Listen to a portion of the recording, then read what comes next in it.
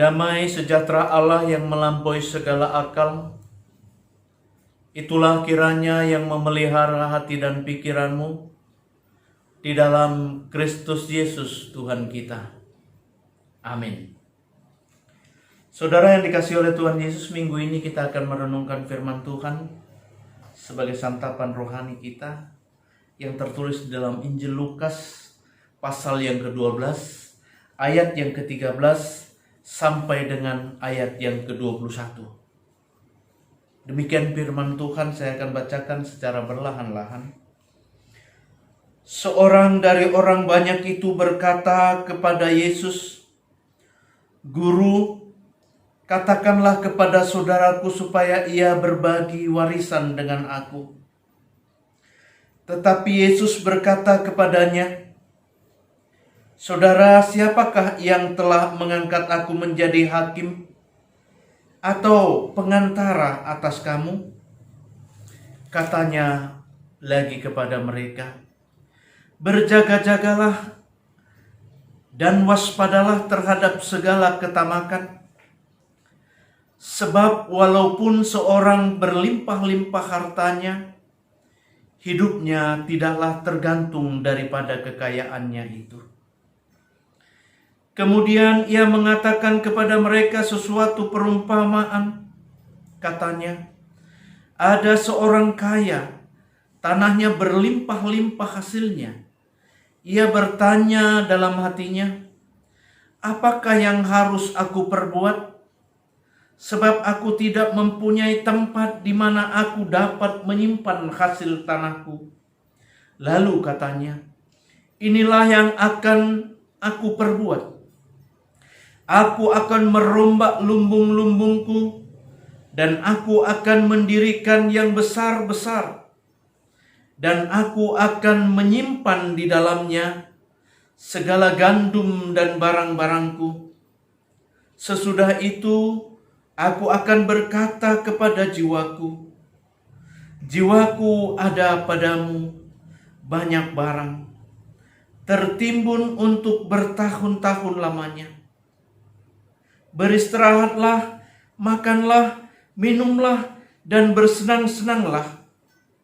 Tetapi firman Allah kepadanya, "Hai engkau orang bodoh, pada malam ini juga jiwamu akan diambil daripadamu. Dan apa yang telah kau sediakan, untuk siapakah itu nanti? Demikianlah jadinya dengan orang yang mengumpulkan harta bagi dirinya sendiri, jikalau ia tidak kaya di hadapan Allah." Demikian firman Tuhan. Saudara yang dikasihi oleh Tuhan Yesus, ketika Yesus mengajar murid-muridnya, selalu memberikan satu perumpamaan. Kerajaan Allah yang diberikan oleh Tuhan kepada setiap orang itu diajarkan melalui perumpamaan oleh Yesus kepada murid-muridnya dan kepada orang banyak yang selalu mengikutnya. Dalam nas ini, Tuhan Yesus memberikan satu gambaran ketika seseorang meminta untuk memberikan pendapatnya, untuk memberikan sesuatu harta warisan dari saudara-saudara mereka. Lalu Yesus berkata, "Siapakah yang mengangkat aku sebagai hakim? Siapakah yang mengangkat aku untuk mengadili?" Lalu Yesus memberi satu gambaran ketika kisah itu diangkat oleh Yesus. Yesus mengatakan, ada seorang kaya yang berlimpah-limpah ladangnya. Dan ketika banyak menghasilkan hasil panen, orang kaya ini sibuk untuk menyediakan tempat penyimpanan. Sibuk dengan segala harta yang melimpah. Lalu ketika dia boleh mengumpulkan, dia berkata, "Hai jiwaku, damailah. Hai jiwaku, makanlah. Hai jiwaku, bersenang-senanglah. Karena semua persediaan ini sudah ada bertahun-tahun." Lalu Yesus memberikan satu gambaran. Kalau pada saat itu, ketika dia sedang mengumpul dan menjaga semua hartanya, lalu Allah memanggil dia melalui firman-Nya. Untuk siapakah harta yang dia cari? Dan Yesus berkata, demikianlah jadinya dengan orang yang mengumpulkan harta bagi dirinya sendiri, jikalau ia tidak kaya di hadapan Allah. Saudara yang dikasihi oleh Tuhan, dalam kitab Amsal 16 ayat 9 dikatakan, hati manusia memikir-mikirkan jalannya, tetapi Tuhanlah yang menentukan arah langkahnya. Orang kaya memikirkan untuk kehidupannya sejahtera dan damai. Tetapi ketika Tuhan memberikan satu firman-Nya, lalu mengambilnya, untuk siapakah jerih payah yang dia cari? Dan mungkin juga pada hari ini banyak orang kaya yang berpikir pada saat itu, tenanglah, semua sudah kumpulkan beberapa keturunan. Tetapi ketika ada wabah, semua orang terkejut dan tidak ada yang keluar. Bahkan pemerintah pun memberikan satu aturan, harus diam di rumah. Harta, fasilitas, kemewahan tidak lagi bisa digunakan. Mobil mewah tidak bisa lagi digunakan. Sehingga orang mulai memikirkan, ternyata ketika Allah berkehendak, tidak ada manusia yang bisa berdaya. Semuanya akan tunduk ke dalam pimpinan Tuhan. Oleh karena itu, kita harus merenung. Kalau firman Tuhan di dalam Lukas 12 ayat 31 dikatakan, tetapi carilah kerajaannya, maka semuanya itu akan ditambahkannya juga kepadamu. Carilah kerajaannya. Ada seorang pekerja eksplorasi perminyakan. Ketika kami melayani di satu tempat penginjilan, kami bertemu dan dia berkata, Pak Pendeta, kami sudah jalani Timur Tengah, kami sudah jalani dari Sabang sampai Merauke untuk eksplorasi minyak. Dan saya dipesan oleh orang tua saya dengan nas, carilah dahulu kerajaan Allah, maka semuanya akan ditambahkan. Saya bekerja sambil mencari kerajaan Allah. Ternyata sampai hari ini saya belum mendapatkannya. Di manakah kerajaan Allah itu? Saudara yang dikasihi oleh Tuhan Yesus, lalu saya mulai berkata, dan kepada saudara saya ini saya katakan, kita akan buka satu nas, yaitu Rom 14 ayat 17. Sebab kerajaan Allah bukanlah soal makanan dan minuman, tetapi soal kebenaran, damai sejahtera, dan sukacita oleh Roh Kudus. ternyata kerajaan Allah itu bukan di sana, bukan di mana-mana, tetapi ada di dalam kehidupan kita, yaitu kebenaran dan damai sejahtera dan sukacita. Di mana ada kebenaran, maka di situ ada damai sejahtera. Di mana ada damai sejahtera, di situ juga berdiam sukacita. Pada hari ini kita akan merenungkan perumpamaan Tuhan Yesus yang boleh kita ramu dalam kehidupan ini. Jauhilah ketamakan.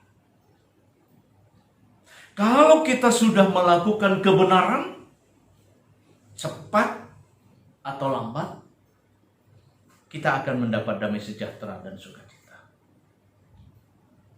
Dan pada saat kita sudah menerima damai sejahtera dan sukacita, maka kita sudah memiliki kerajaan Allah.